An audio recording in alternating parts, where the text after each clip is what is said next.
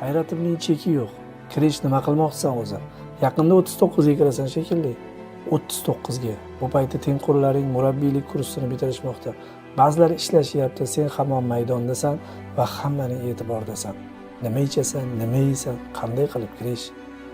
Saudiya chempionati. Seni shu mamlakatga ketayotgan payting hamma chor-nochor yo'l olyapti. APL darajasi og'irlik qildi, yosh baribir o'z so'zini aytdi deyishdi. Ha, yosh baribir seziladi. Lekin bu jarayonni tobora sekinlashtirayotgan jur'ating, shiddating, kurashing men tugul olamni ham hayron qoldirmoqda. Shu holatni qandaydir oddiy izohi bormi uka? Bundoq tushuntirib ber. Taysonning zo'r gapi bor edi. Sen 10 marta yiqil, mayli, lekin 11 marta o'rningdan tura ol. Sening de pastga qulashing ko'p kuzatildi.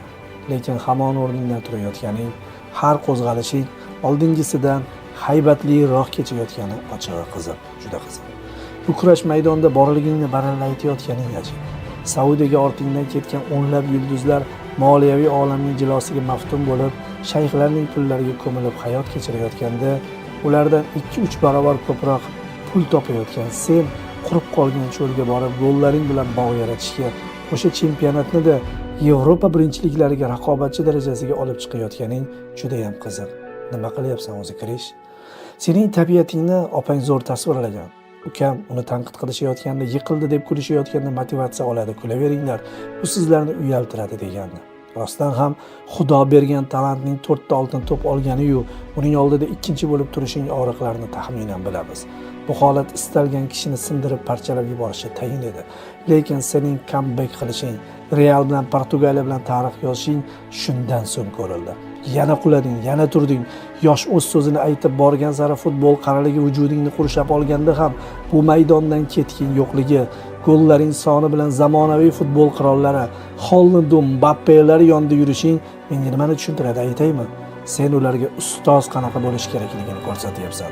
41-uslubni gollar orqali o'rgatayotgandeksan ularga, ukalaringga. Kirish qanaqasan o'zi? Saudiya chempionatida gol urib ham chindan xursand bo'lishni qanday eplayapsan?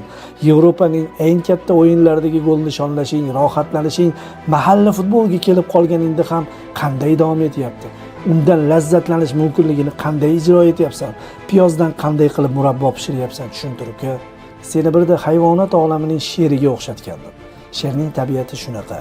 Yutqazish nimaligini bilmaydi, qo'rquv hislati yo'q unda. Shu bois o'ta katta olib bo'lmaydigan o'ljaga ham otiladi. Oyoqlar ostida o'lsa ham buqalarga hamla qiladi. Oddiy o'la olmaydi, mag'rur o'ladi. Sen futbol tugul yoshlarga hayot oxirigacha kurashning yuqori namunasini ko'rsatib bo'lding. Taslim bo'lmaslikning, qayta o'rindan turishlikning oliy ko'rinishini ijro etib bo'lding. 39 yosh ostonasida yil davomida 48 gol va 13 golga uzatmani amalga oshirish uchun o'zingni qanday chog'layapsan?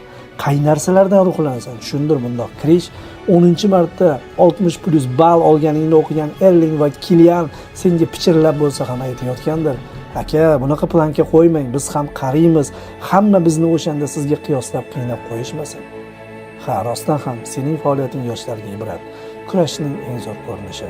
Oxirgi savolimni berib olay, kirish. Kechagi golni qanday urding? Qayerdan bunaqa tuyg'u his qilish?